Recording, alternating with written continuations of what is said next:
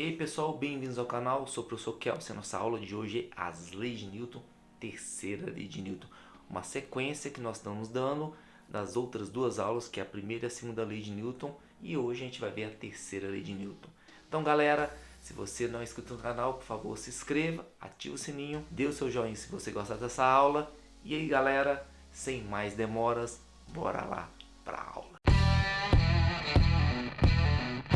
Então aqui galera, leis de Newton, terceira lei de Newton, nossa terceira aula sobre as leis de Newton, que é o princípio da ação e reação. Pessoal, toda força de ação tem uma reação. Não existe forças isoladas no universo. Então, toda força que você fizer tem a sua reação. Então nesse caso aqui que eu fiz, peguei um menino de patins, tá vendo? E ele vai empurrar uma parede. Vamos supor que ele vai colocar aqui uma força F na parede, vai empurrar ela. Esta daqui é a força que a mão dele faz na parede, né? Força MP, mão parede, certo? E a parede, em reação, faz uma força na mão do menino. Essa aí é a força que a parede faz na mão da criança aí, do menino aí. Beleza? Bom, como assim, Kelson? Bom, vamos supor que aqui na minha frente tem uma parede. Beleza? Então eu tô de patins, né? A minha cadeira aqui é de rodas. Eu tô de patins e eu vou empurrar a parede. Quando eu empurro a parede, o que acontece? Vai fazer isso aqui, ó. Vou empurrar a parede e a parede vai me empurrar. Você entendeu? Então eu empurrei a parede e a parede me empurra. Então ela me afastou. Então é o que acontece com o menino, é a mesma coisa. Ele empurra a parede, mas como a parede não consegue se deslocar, a parede faz o quê? Empurra ele. Então você tem uma força de ação e uma força de reação. Essa aqui é a força de ação do menino e essa aqui é a força de reação, né, que a parede faz nele. Beleza? Então, esse é um dos exemplos de força de ação e reação, ou seja, aos pares.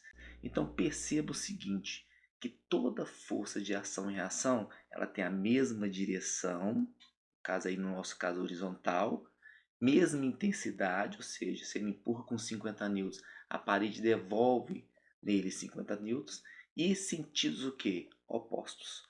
Então, ele empurrou no sentido para a direita e a parede empurrou ele no sentido para a esquerda, movendo o menino, né? Então, ele movendo a parede. Beleza? Então, aqui, o que acontece? Nós temos outro exemplo, que é o seguinte, ó, que é esse exemplo aqui, do martelo batendo no prego. Mesma coisa. Então, aqui nesse caso aqui que eu tenho um martelo exercendo uma força no prego. Essa é a força que o martelo faz no prego. Vamos colocar aqui então. Força do martelo no prego. E em reação, igual aconteceu lá com o menino, nós temos a força que o prego faz no martelo. Que seria a força do prego no martelo. MP e PM, martelo no prego. Beleza? Ação e reação. Olha que interessante. Tem a mesma direção, no caso vertical, sentidos opostos, e ela tem a mesma intensidade. A mesma intensidade que o martelo exerce no prego, o prego exerce no martelo. Temos também outro exemplo, que é esse aqui, ó, que é o exemplo do foguete, né? Como é que o foguete ele consegue se mover? O que, que ele empurra? Ele empurra o ar. Então, nesse caso aqui, ó, o foguete ele empurra o ar nessa direção, certo? Essa é a força que o foguete faz no ar e, em resposta, em reação, o ar exerce uma força onde? No foguete. Abrindo aqui uma coisa importante que é a seguinte. Bom, se você for analisar, todas essas forças de ação e reação têm a mesma direção, mesmo valor, ou seja, mesmo modo, mesma intensidade e sentidos opostos. Aí você vai me perguntar, o que é Elson? Bom, se elas têm sentidos opostos, o que, que eu posso fazer? Eu posso anular, né? Eu posso pegar, por exemplo, essa força que o prego faz no martelo, anular com o martelo que faz no prego. Não, você não pode fazer isso. Sabe por quê? Porque se você for analisar, a força que o martelo faz no prego é no prego. E a força que o prego faz no martelo é no martelo. Então, elas têm a mesma intensidade, mesma direção, sentidos opostos, mas são o quê? Exercidas em corpos distintos, diferentes. Como elas estão em corpos diferentes, elas não podem se anular. Então, toda força de ação e reação, elas não se anulam, porque elas estão em corpos o quê? Diferentes. Mesma coisa que acontece com o menino aqui, a parede. Ele exerce uma força na parede. Nesse caso aqui, ó, essa força é na parede. E essa força aqui é quem? É no menino. Tá vendo? São forças em corpos diferentes. A mesma coisa no foguete. O foguete já ficou mais bem claro isso aqui, né? Ele exerce uma força no ar, olha lá, ó, que é essa força aqui. E o ar exerce uma força onde? Nele. Então, toda a força de ação e reação tem a mesma direção, sentidos opostos, mesma intensidade e são exercidas em corpos diferentes. Logo, elas não podem se anular.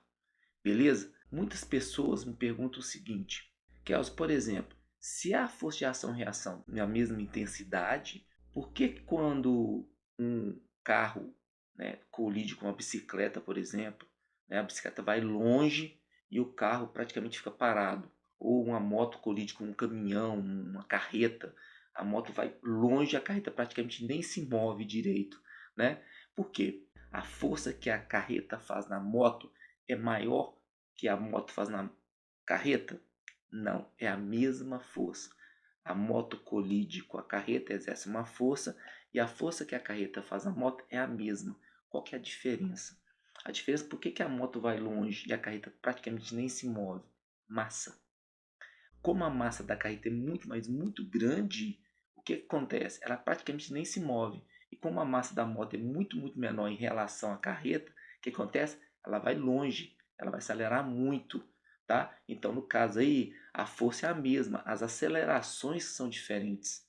Nesse caso, massa muito grande, né? A aceleração praticamente é pequena. Massa muito pequena, a aceleração vai ser muito grande. Por quê? Porque a força é a mesma.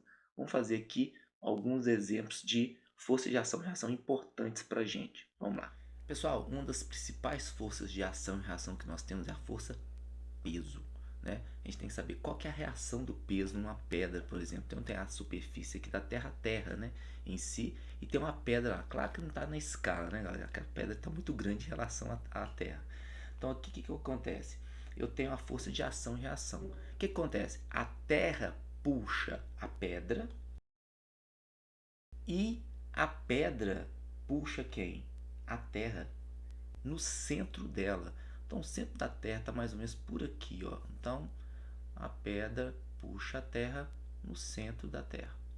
Isto é a reação do peso da pedra. Então o peso da pedra é P, né? Força peso.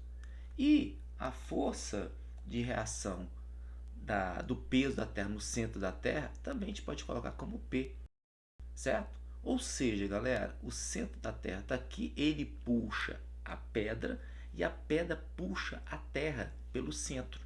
Toda vez que a gente tem a força peso, ela não é apontada para baixo, ela é apontada para o centro da Terra, tá? Então, nesse caso aqui, o que acontece? A Terra puxa a pedra e a pedra puxa a Terra na mesma direção, vertical, sentidos contrários, uma está para baixo, a outra está para cima, e mesma intensidade. Aí você me pergunta, Kelson, por que a Terra não vai para a pedra e a pedra que vai cair para a Terra? Porque a pedra tem uma massa muito menor do que quem? Do que a Terra. É aqui que eu falei para vocês anteriormente do cara colidindo a moto numa carreta, num caminhão, a moto vai longe, a carreta praticamente afasta um pouco ou nem se move, tá? Pegando aqui o gancho de peso, né, a força peso, como é que a gente calcula a força peso, galera? A força peso a gente vai calcular através da segunda lei de Newton. Então a gente tem aqui a segunda lei de Newton, o que nós temos?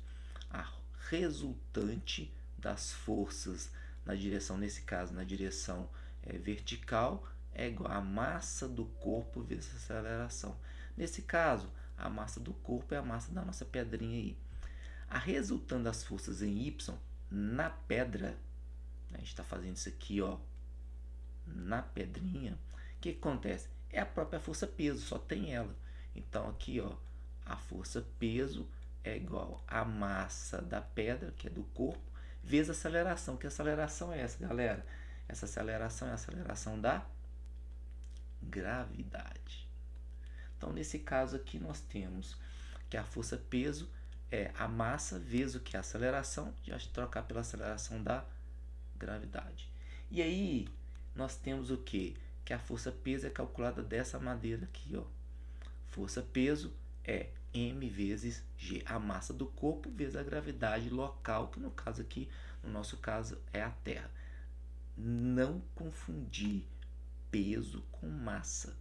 Peso é uma força, ele depende da gravidade. Massa é uma propriedade do corpo, uma propriedade intrínseca do corpo. Ou seja, se eu saio daqui da Terra e vou lá para Marte, por exemplo, né, o meu peso ele muda, porque a gravidade em Marte é outra, é menor que da Terra, então meu peso vai ficar menor. Agora a minha massa não muda, a minha massa continua sendo quanto? Vamos supor que eu tenho 78 quilos, então a minha massa é 78 quilos. Aqui na Terra, lá em Marte, lá na Lua, lá em Plutão, em qualquer lugar que eu for, a minha massa é a mesma, mas o meu peso ele muda porque o peso é uma força, ele depende da gravidade do local, beleza? Então, pessoal, além do peso, nós temos uma outra força que é a força normal, tá? A força normal nesse caso é a força que o objeto comprime uma superfície. Pode ser uma superfície na horizontal, pode ser uma superfície na vertical, pode ser uma superfície na diagonal, oblíqua, tá? Então o que acontece aqui? Qual que é a nossa força aqui que está atuando? A caixa, ela comprime, ou seja, ela atua na superfície. Então tem a força que a caixa faz na superfície e a força que a superfície faz aonde? Na caixa. Então essa aqui é a força que a superfície faz na caixa. Essa força nós chamamos de força o quê? Normal. Então nesse caso aqui a gente coloca como sendo o quê? A nossa força normal. Aqui também a gente pode colocar como sendo uma força o quê? Uma força normal, que é a ação que a caixa faz na superfície e a reação que a superfície faz na caixa é a nossa força normal. Por que, que ela chama normal, Kelson? Ela chama força normal, galera, porque ela é perpendicular à superfície. Ela forma aqui, ó, um ângulo de 90 graus com a superfície. Tanto a força que a superfície faz na caixa, como a força que a caixa faz na superfície. Elas formam um ângulo de quanto? De 90 graus. Por isso chama força normal. Quando você tem lá na matemática duas retas normais, são duas retas o quê? Perpendiculares, formando um ângulo de 90 graus. Beleza? Então são essas duas forças importantes de ação e reação que nós temos que saber, que é a força normal e a força peso. Lembrando o seguinte, o peso, a reação dele é o centro da Terra. A normal, a força normal, a reação dela é a superfície onde está apoiado o objeto. Peso e normal não são forças de ação e reação. Pares de ação e reação são o peso com o centro da Terra e a força normal com a superfície do local onde está apoiado o objeto. Vamos fazer um exercício? Vamos lá então. Então aqui, galera, nós temos um exercício de aprendizagem. Ele está falando o seguinte: quais forças atuam no balde de gelo em repouso? Então esse balde está parado em repouso, não está se movendo, ninguém está empurrando ele para lugar nenhum, certo? Quais são as forças que atuam nele? Bom, nós temos duas forças que atuam nesse balde. Nós temos o peso do balde, né, apontado para onde? Para o centro da Terra. Então o balde aqui, o peso dele é apontado para o centro da Terra. E nós temos a força o quê? De contato do balde com a mesa. Não é assim? Que é a nossa força o quê? Normal. É a força normal, a superfície da mesa, né, empurra o bloco, né, apoiando o bloco. Então, nesse caso aqui, nós temos a nossa força o quê? Normal. Lembrando que essa força normal ela é perpendicular à superfície da mesa aqui. Beleza? Então a força normal é perpendicular à superfície e o peso é apontado para onde? Para baixo, nesse caso, para o centro da Terra. Tá? Aí lembrando aqui o seguinte, galera. O peso e a normal não são forças de ação e reação.